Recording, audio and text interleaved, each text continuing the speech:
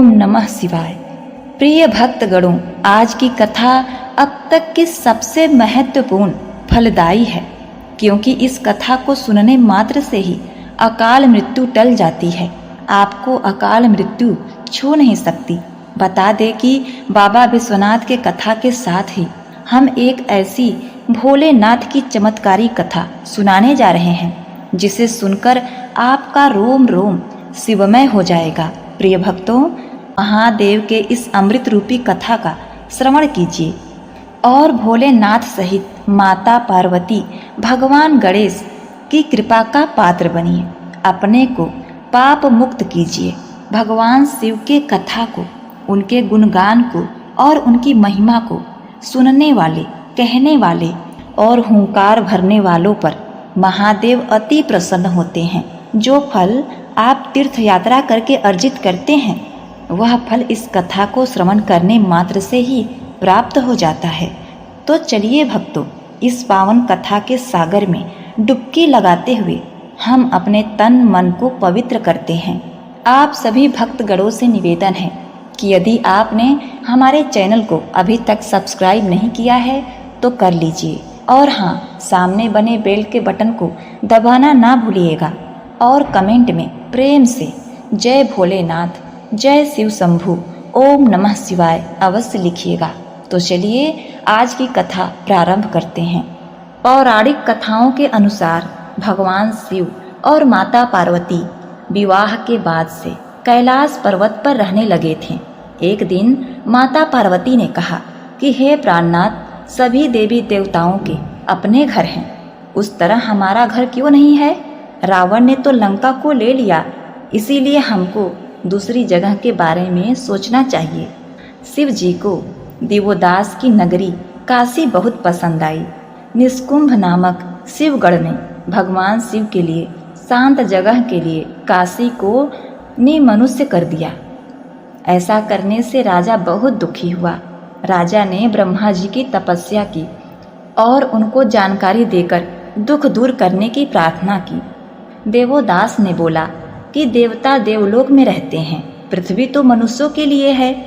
ब्रह्मा जी के कहने पर शिव जी काशी छोड़कर मंदराचल पर्वत पर चले गए, लेकिन काशी नगरी के लिए अपना मोह त्याग नहीं सके। तब भगवान विष्णु ने राजा को तपोवन में जाने का आदेश दिया।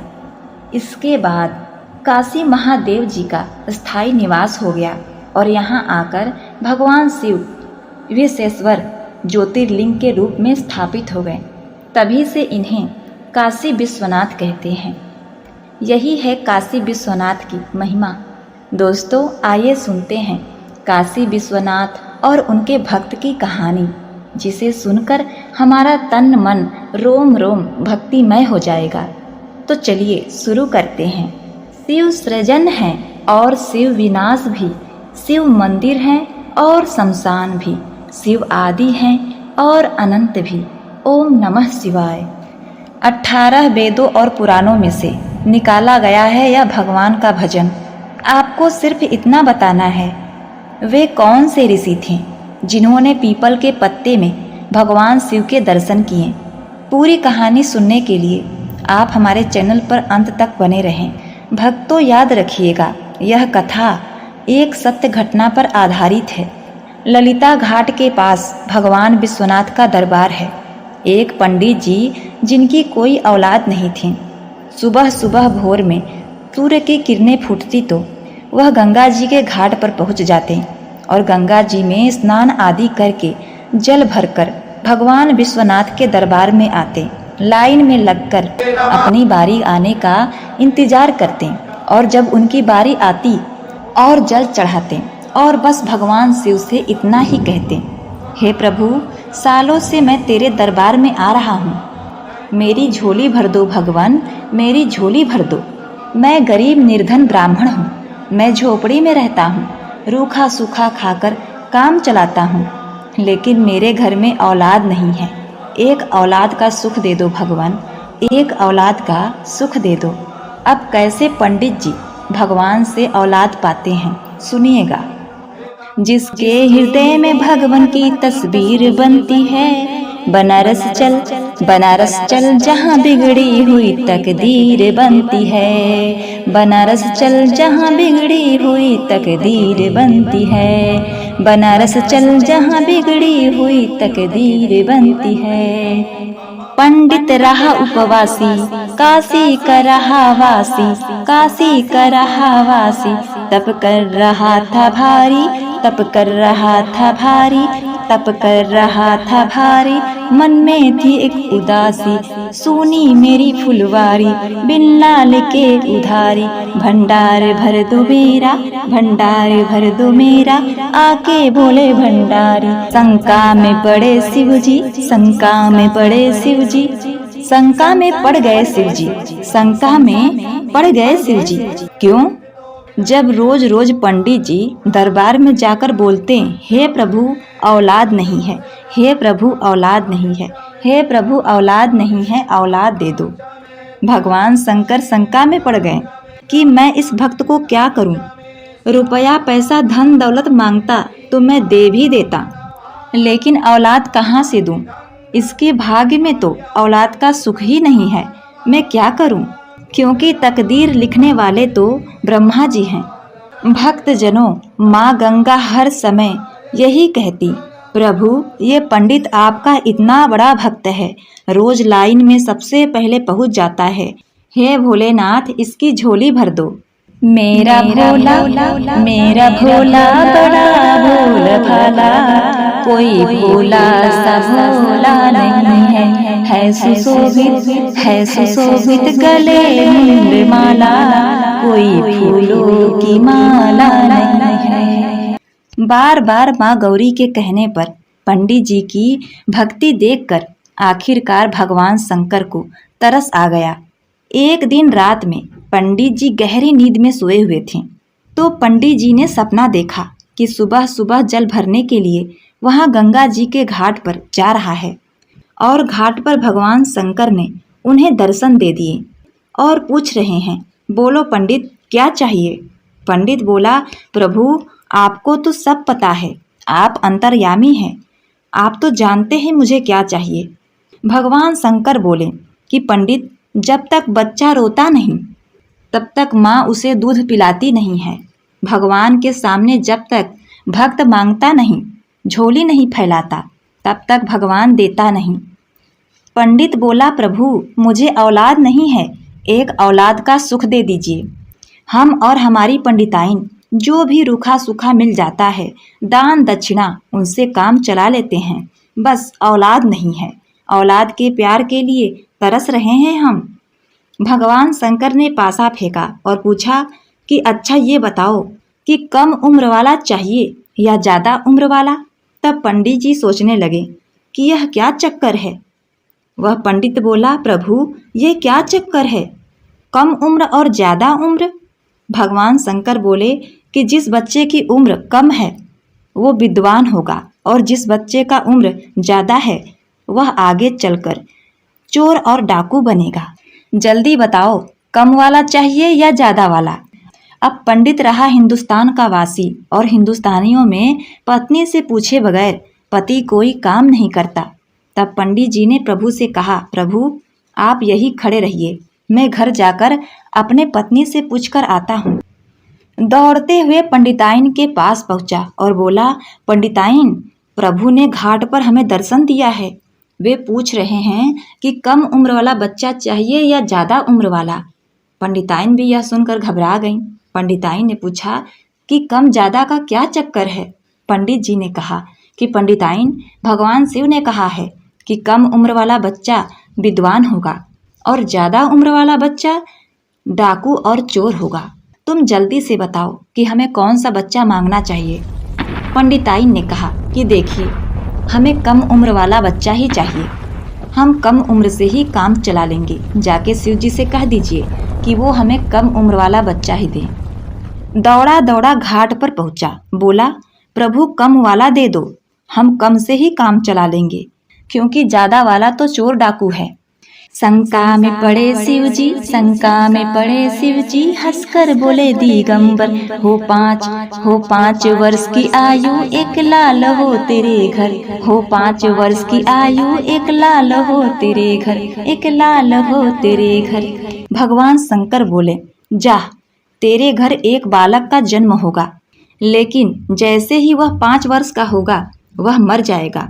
अब सोचिए, अगर किसी माँ बाप को मालूम हो कि उसका बच्चा जैसे ही 5 वर्ष का होगा वह मर जाएगा, लेकिन फिर भी किसी तरीके से जीवन को आगे बढ़ाना शुरू कर दिया। पंडित के घर में एक बच्चे ने जन्म ले लिया। पंडित को अपने सपने की बात याद आई कि जब इस बच्चे ने जन्म लिया है तो 5 साल बाद मरेगा भी। अब जैसे जैसे लड़का बड़ा हो रहा है, पंडित और पंडिताएं देख देख कर रात भर रोते रहते हैं। मन में रहा एक खटका, बढ़ने लगा था लड़का, मन में रहा था खटका, बढ़ने लगा था लड़का। जब 4 वर्ष बीते पंडित का दिल भी धड़का, जब 4 वर्ष बीता पंडित का दिल भी धड़का। 4 साल हो गए, 1 साल बचा। लड़का हंसता खेलता गलियों में घूमे तो पंडित और पंडिताइन एक तरफ खुश हो गए कि हाय रे मेरा सुंदर सा लाल, आज पाठशाला जाने लगा है, आज तो सीख कर आया है। लेकिन हाय रे दुर्भाग्य, न जाने कौन सी घड़ी में भगवान शिव ने 5 वर्ष दिए थे। 5 साल के उपरांत ये हमें छोड़कर चला जाएगा। 4 साल 11 महीने 29 दिन हो गए। अब लड़के के मरने में एक दिन बाकी रह गया। जब लड़का सोया तो पंडित और पंडितायन उसके सिरहाने जाकर बैठ गए और रोने लगे। रात्रि का पहला पहर चल रहा था, यानी रात्रि के 10 बजे थे। तो वो विलाप करने लगे कि जैसे ही सूर्य की पहली किरण पड़ेगी हमारा लाल, हमारा बच्चा मर जाएगा, क्योंकि इसके जिंदगी के 5 साल पूरे हो गए हैं। जहाँ इस बच्चे का जन्मदिन मनाना था वहीं इस बच्चे का मरण दिन मनाना होगा। लेकिन ये तो विधाता ने लेख लिख दिया है, इसे बदला नहीं जा सकता। लेकिन पंडित ने हार नहीं मानी, अपने बच्चे की जान बचाने के लिए हार नहीं मानी। पंडित ने अपने बच्चे को रात्रि के तीसरे पहर में उठाया और कहते हैं कि पहले के जमाने में साधु संत स्नान कर लिया करते थे। ये रोशनी की पहली किरण जमीन पर पड़ने से पहले स्नान करके हवनों और पूजा में बैठ जाया करते थे। पंडित ने रात्रि के तीसरे पहर में अपने बच्चे को जगाया। काशी विश्वनाथ के मंदिर के फाटक बंद थे। मंदिर के बाहर से ही दर्शन कराया और गंगा जी के पावन तट पर ले जाकर बैठा दिया और अपने बच्चे से बोला कि बेटा, जो कोई साधु संत इधर से स्नान करने के लिए आए तो उसका पांव छू लेना, बस। अब क्या था, साधु संत धीरे धीरे आते गए, बच्चा सबका पांव छूता गया। सभी उस बच्चे को आशीर्वाद देते और चले जाते। अचानक उस पंडित ने देखा कि दूर से सप्तऋषि चले आ रहे हैं और सप्तऋषियों में बड़ी ही ताकत हुआ करती थी। तपस्या कर करके काफी शक्तियों को अर्जित कर रखा था उन्होंने। भूत भविष्य वर्तमान देख सकते थे, वरदान देते थे तो वरदान पूरा हो जाता था। सप्तऋषियों को आता देख पंडित एक पेड़ के पीछे छुप गया, अपने बच्चे को इशारा किया और जब सप्तऋषि आए, बच्चा उठा और उनके चरण को छू लिया। सप्तऋषियों ने देखा और कहा, आयुष्मान भव, उम्र लंबी हो जाए। पेड़ के पीछे से पंडित बाहर निकला और हंसते हुए सप्तऋषियों से कहा कि महाराज, आपने पहचाना, यह वही बच्चा है जिसकी उम्र 5 वर्ष थी और यह 5 वर्ष बाद आज मरने वाला था। आपने इसको आशीर्वाद देकर इसकी उम्र लंबी कर दी। आपका वरदान कभी खाली नहीं जाता। सप्तऋषियों ने सोचा कि हम तो वरदान दे चुके हैं और अगर हमारा दिया हुआ वरदान पूरा नहीं हुआ तो दुनिया में हमें मानने वाला कोई नहीं होगा। लोग कहेंगे कि सप्तऋषि वरदान तो देते हैं लेकिन पूरा नहीं होता। लेकिन हम इस बच्चे को लेकर और कहाँ जाएं? क्या करें? सप्तऋषियों ने पंडित से कहा, हे पंडित जी, तुम्हारा बच्चा आज सुबह मरने वाला है, तो कुछ समय के लिए इस बच्चे को हमें दे दो। और कहा कि महादेव के वचन को काटने की हम में इतना क्षमता नहीं, अगर हमने ऐसा किया तो महादेव नाराज हो जाएंगे। चलो यह मुसीबत ब्रह्मा जी के गले में डाल देते हैं और फिर वो जाने और भगवान शिव जी जाने हमारी जान छूटेगी। उन सप्त ऋषियों के साथ वह बालक ब्रह्मा जी के पास पहुंचा। सप्त ऋषियों ने कहा, बेटा वह ब्रह्मा जी हैं, जाओ धीरे से उनके पांव को छू लो। ब्रह्मा जी उस समय किसी अन्य की तकदीर लिख रहे थे और तकदीर लिखने में व्यस्त थे। लड़का ब्रह्मा जी के पास धीरे धीरे गया और ब्रह्मा जी के पांव को हाथ लगा दिया। ब्रह्मा जी ने कलम रोकी और बच्चे को देखा और बोले, आयुष्मान भव, तुम्हारी उम्र लंबी हो। सप्त ऋषियों ने कहा, चलो बला टली। तब ब्रह्मा जी ने पूछा, काहे की बला टली? सप्त ऋषियों ने सारी कथा कह सुनाई। अरे प्रभु, आप तो तकदीर लिखते हो, बच्चे को पहचान तो लेते। यह वही बच्चा है जिसे भगवान शिव ने 5 वर्ष की आयु दी थी। आज सुबह होते ही यह मरने वाला है।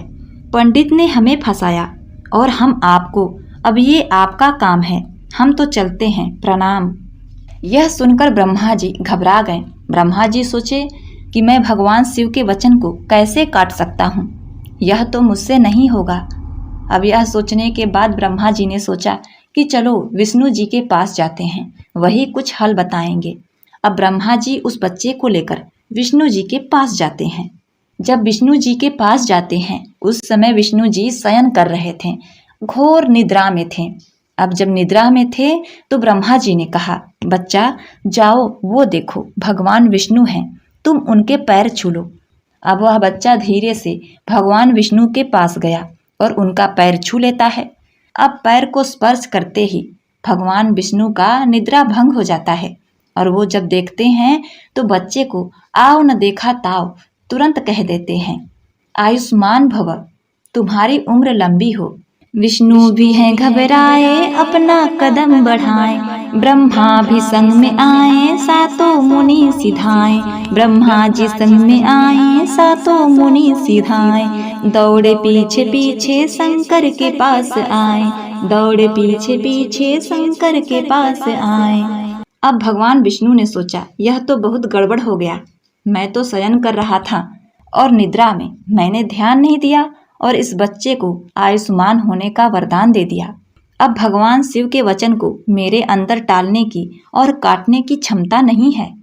इसके लिए मुझे भगवान शिव के पास ही जाना होगा। अब विष्णु जी सप्त ऋषि और ब्रह्मा जी के साथ उस बच्चे को लेकर शिव जी के पास जाने लगते हैं। उस समय भगवान शिव जी कैलाश पर्वत पर धुनी रमाए थे और अपने मस्ती में मगन। तब विष्णु जी ने कहा, हे बच्चे, हे पुत्र, सामने देखो शंकर भगवान हैं, तुम जाओ धीरे से उनके पांव को छू लेना। अब यह देखकर वह बच्चा भगवान शिव जी के पास जाता है और उनके पैरों को छू लेता है, उन्हें प्रणाम करता है। अब इतने में भगवान शिव की आंखें खुल जाती है, अपने ध्यान से बाहर आते हैं। उन्होंने झट से उस बच्चे को कहा, आयुष्मान भव, तुम्हारी उम्र लंबी हो। शंकर जी हारे बाजी फिर भी न हुए राजी, क्या बात झूठ होगी सिर से टलेगी गंगा जी, क्या बात झूठी होगी सिर से टलेगी गंगा जी। ब्रह्मा और विष्णु जी ने भगवान शिव से कहा, हे भोलेनाथ, आपने ही इस बच्चे को 5 वर्ष की आयु दी है, कम से कम अपने आंखें खोल के ठीक से देख तो लिए होते। आपने देखा नहीं और बच्चे को आशीर्वाद दे दिया। अब भगवान आपका आशीर्वाद आपके ही पास, आपने ही इस बच्चे को 5 वर्ष उम्र दी थी, अब आप जानिए। भगवान शंकर बोले, हे सप्तऋषियों, इस बच्चे को मेरे मंदिर ले जाओ, काशी विश्वनाथ में। मंदिर में गया लड़का लेने मुराद मन का, मंदिर में गया लड़का लेने मुराद मन का। यमराज आए जोरो, मंदिर में जाओ, कुछ बेल पत्र लाओ, शिवलिंग पर जात चढ़ाओ। मंदिर में गया लड़का लेने मुराद मन का, यमराज आए जोरों से, दिल है लड़के का धड़का। भगवान शिव ने कहा कि मेरे मंदिर में चले जाओ, मेरे शिवलिंग पर अर्पित करो। जैसे ही लड़का मंदिर में गया, बेल पत्र चढ़ाया, सुबह की पहली किरण धरती पर पड़ गई और यमराज जी लड़के के प्राणों को हरने पहुंच गए।